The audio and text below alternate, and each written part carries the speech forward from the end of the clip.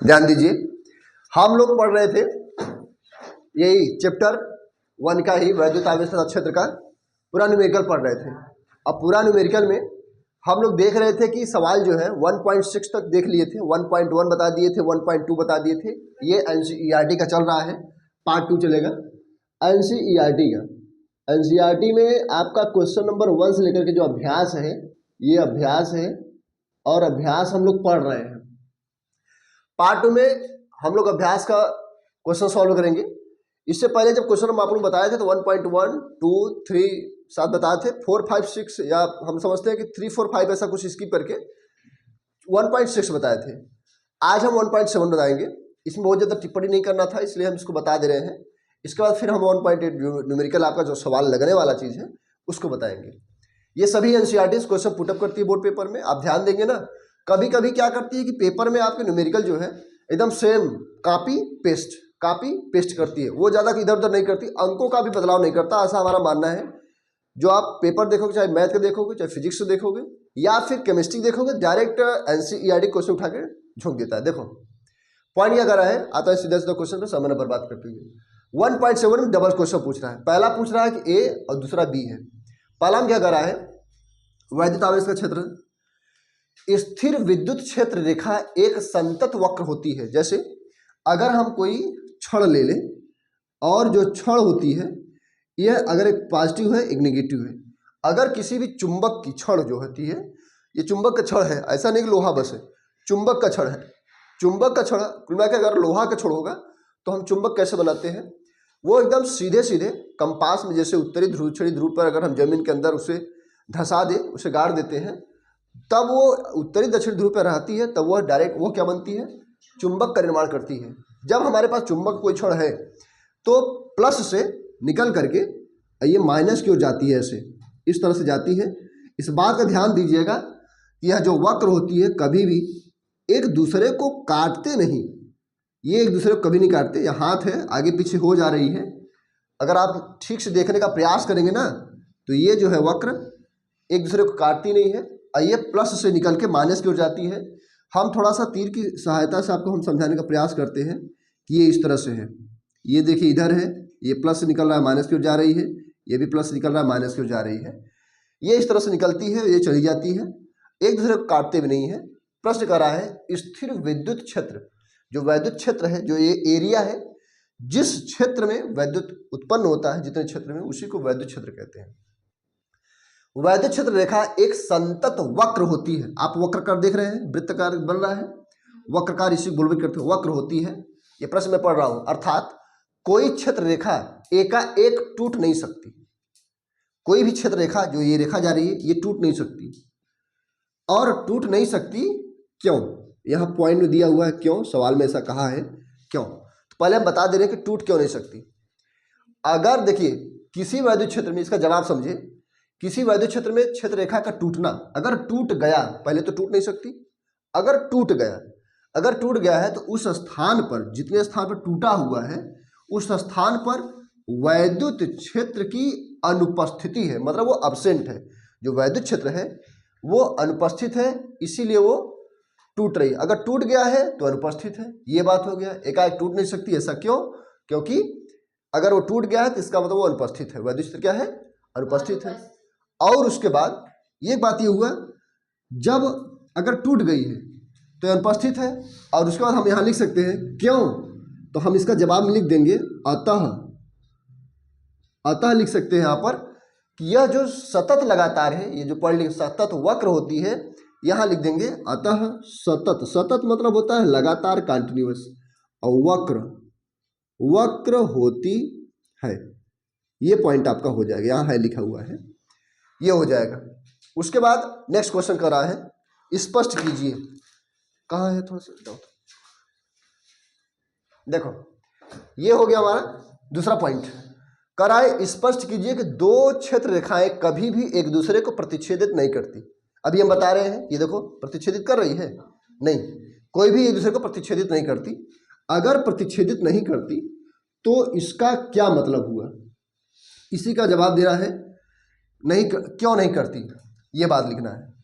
बल रेखाएं आपस में एक दूसरे को काटती नहीं है, क्यों, इसको लिख लीजिए, फिर हम सेकंड वाले का जवाब लिख रहे हैं।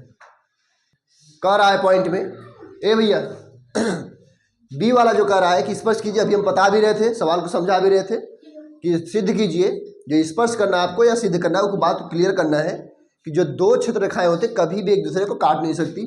अभी हम चित्र भी बनाए थे और दूसरे वाले में भी बनाने का प्रयास कर रहे हैं। पतला मोटा हो गया है, हाथ है, लेकिन आप समझने का प्रयास करिए कि ये समान है। और उसके बाद ये पॉजिटिव है, ये नेगेटिव है।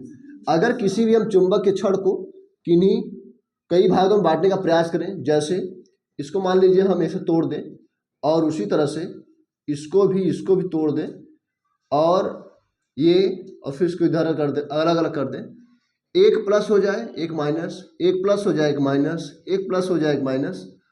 जैसे ही ये चुंबक की छड़ टूटेंगी, कटेंगी, बराबर कई भागों में टूट कटे या बड़ा छोटा कटे, लेकिन उसमें आवेशों की संख्या जो है प्लस और माइनस एकदम सेम रहेगी। यहाँ प्लस है यहाँ माइनस हो जाएगी, यहाँ प्लस है यहाँ माइनस, यहाँ प्लस है। अगर एक रहता तो एक प्लस एक माइनस, इसको मान लेते हैं कई पीस में काट दिए हैं तो कई प्लस कई माइनस हो जाएंगे। लेकिन प्रश्न में क्या कर रहा है, स्पष्ट कीजिए कि दो क्षेत्र रेखाएं कभी भी एक दूसरे का प्रतिच्छेदन क्यों नहीं करती। तो हम आपको बता दें क्यों नहीं करती। जैसे ये जाती है तो ये चली गई, ये भी इधर से जा रही है तो ये चली गई, लेकिन एक दूसरे को काट नहीं रही हैं। देखिए हाथ है, थोड़ा सा 19-20 हो सकती है, लेकिन ये जब जा रही है तो इसको इधर प्रवेश कर रही है, ये प्लस से निकल करके इधर माइनस में चली गई। ये निकलने का दिशा है, ये दिशा को इंडिकेट कर रही है किधर से किधर जा रही है। उसी तरह से ये भी निकल के इधर चली जा रही है, ये दिशा को इंडिकेट कर रही है। अब आप देख रहे हैं जैसे यदि बल रेखाएं, पॉइंट पे आ जाओ, यदि बल रेखाएं कहीं प्रतिच्छेदित करेंगी, अगर बल रेखा, ये बल रेखाएं हैं, जो बल रेखाएं जो रेखाएं हैं जो बल रेखाएं हैं, ये एक दूसरे को पहले तो कर नहीं सकती, हम क्लियर है। मैं जबरदस्ती कर मान लूँ कि चलो कर रही है, यदि बल रेखाएं कहीं भी प्रतिच्छेदित करेंगी तो उस बिंदु पर बल रेखाओं की दो स्पर्श रेखाएं खींची जा सकती हैं। अगर वो स्पर्श कर रही होंगी तो मतलब दो बल रेखाएं एक जगह पर खींची जा सकती, स्पर्श रेखाएं खींची जा सकती हैं। और अगर दो ठो खींची जा रही हैं, इसका मतलब अतः वहां क्षेत्र की दो दिशाएं होंगी। इसका मतलब कि वहां दो दिशा होगी। अब अगर दो दिशा होगी तो ये समझ लीजिए कि ये बात सरासर गलत है, ये असंभव है। मतलब स्पष्ट कीजिए, दो क्षेत्र रेखाएं कभी भी एक दूसरे को काट सकती हैं? क्यों नहीं करती? नहीं काट सकती। क्यों? क्योंकि मैं मान लेता हूं कि यदि बल रेखाएं कभी भी प्रतिच्छेद करेंगी, एक दूसरे को टच करेंगी, प्रतिच्छेद मतलब ऐसे जा रही है इस तरह से, और ये मान लीजिए इस तरह से प्रवेश कर रही है और दूसरा जाकर इधर काट दी, या कहीं से भी जाकर के आगे काट दी, तो उस बिंदु पर बल रेखाओं की दो स्पर्श रेखाएं खींची जा सकती है। मतलब दो ठो बल रेखाएं खींची जा सकती है और वहां क्षेत्र की दो दिशाएं होंगी और दिशा दो ठो हो नहीं सकती। अगर दो दिशा नहीं है, इसका मतलब यह चीज क्या है? असंभव है। और हम यहां पर लिख सकते हैं जो कि असंभव है, और असंभव चीजें हो ही नहीं सकती। ये सब चीजें, ये चीजें हैं कि दो रेखाएं आपस में कभी नहीं काटती, जो कि असंभव है। ये क्लियर हुआ? आप इसको राइट करिए। फिर हम क्वेश्चन नंबर 1.8 पर चलते हैं। देखो क्वेश्चन पे आ जाओ। 1.8, इससे पहले हम 1.7 बता चुके भैया। 1.8 का रहा है दो बिंदु आवेशों। पहले क्वेश्चन समझते हैं बढ़िया से। दो बिंदु आवेश, एक आवेश ये हो गया, एक बिंदु ये हो गया, दो बिंदु हो गया, दो बिंदु, एक बिंदु ए है, एक बिंदु बी है, इसको हम ए मानते हैं, इसको बी मानते हैं। क्यू ए, पहले बिंदु का आवेश ए का आवेश, और यहाँ बी का आवेश। एक आवेश 3 माइक्रोकूलम है, हमने लिख लिया एक आवेश 3 माइक्रोकूलम है।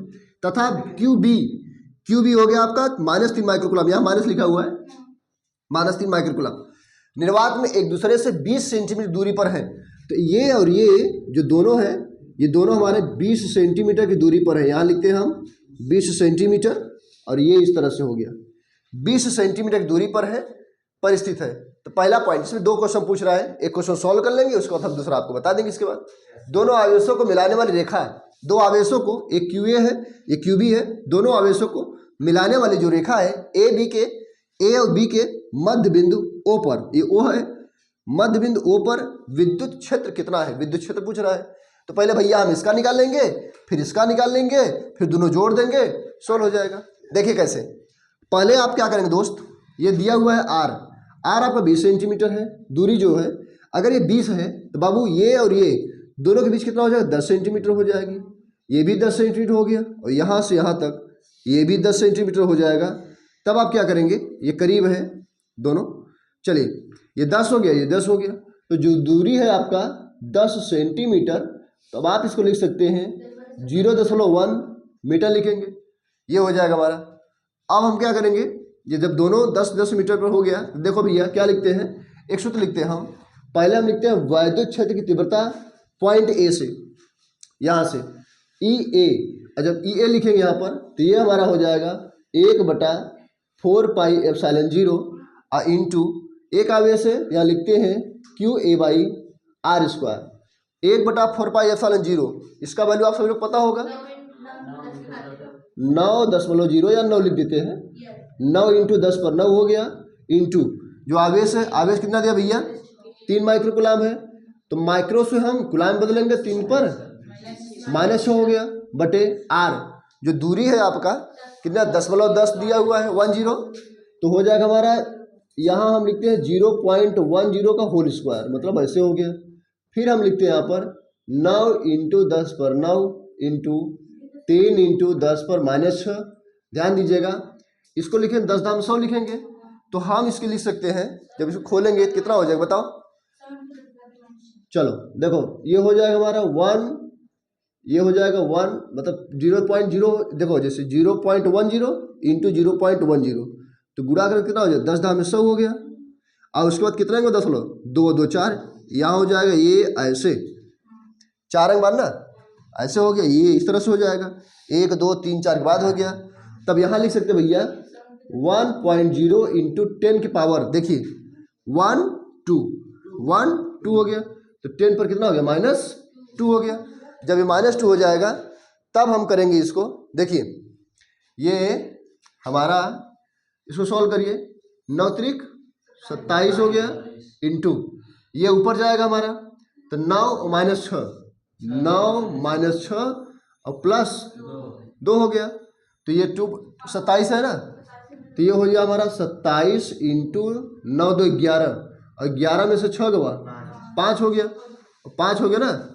अब हमारा फिजिक्स की जो भाषा होती है दशमलव के एक स्थान पर लिखते हैं, तो एक स्थान लिखो भैया करना हो जाए 2.7 इंटू 10 पावर 6 हो जाएगा। पॉइंट जब दशमलव जब बाएं साइड जाती है तब पावर पे जुड़ते ही है, तो 5 + 1 हो जाएगा 6 हो जाएगा। ये ई ए है, तो इसको हम लिखेंगे न्यूटन प्रति कूलाम, ठीक है ना। अब आप इसको सॉल्व करिए, उसके बाद हम आपका बी पॉइंट ये सेम रख करके तब सॉल्व करेंगे, और उसके बाद तुरंत हम क्या करेंगे, उसको दोनों जोड़ देंगे तो हमारा आंसर आ जाएगा। पहले इसको लिखो और फिर हम आगे बताते हैं आप लोगों को। आजा बेटा, देखो पॉइंट क्या कर रहा है, अभी हम सेम यहाँ आप लोग उतार चुके होंगे क्योंकि हम इतना समय तक दिए थे। देखिए ये हमारा एक पॉइंट का हो गया, वैद्युत क्षेत्र तीव्रता जो है ए से शुरू हुआ।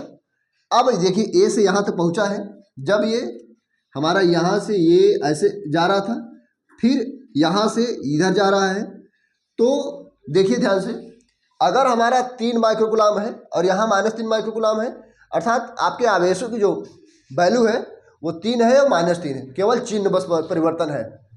इसका मतलब यहाँ हम लिख सकते हैं कि बिंदु बी पर वैद्युत क्षेत्र की तीव्रता कैपिटल ई हो गया, और जब वैद्युत क्षेत्र की तीव्रता कैपिटल ई हो गया बिंदु बी पर, तो सूत्र हमारा वही हो जाएगा, केवल 1/4πε0, यहाँ जो ए है यहाँ हम बी लिख देते हैं, फिर हम लिखते हैं 1/4πε0 वैल्यू इतना हो गया, और क्यू बी का वैल्यू जितना दिया है 3 इंटू 3 माइक्रो कूलाम है, तो माइक्रो कूलाम से हम कूलाम बदलेंगे तो 10 पर -6 हो जाएगा। माइनस का चिन्ह आप यूज नहीं करें, you will not use the minus.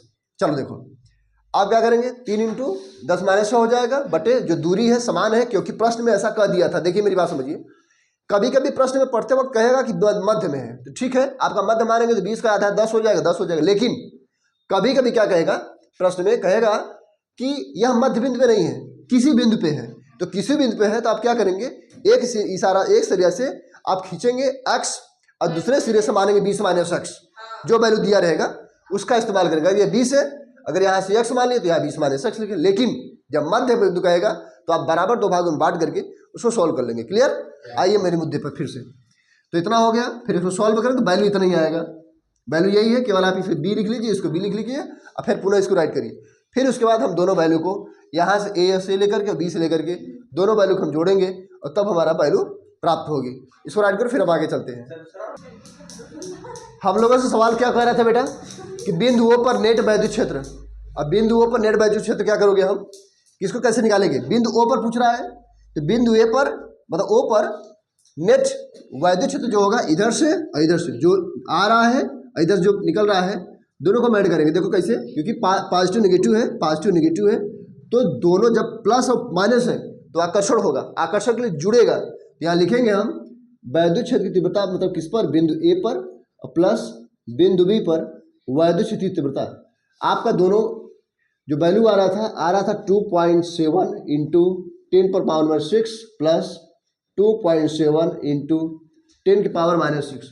अब हम क्या करेंगे, कुछ भी कर सकते हैं क्या, चाहे किसी को भी कॉमन ले सकते हो आप।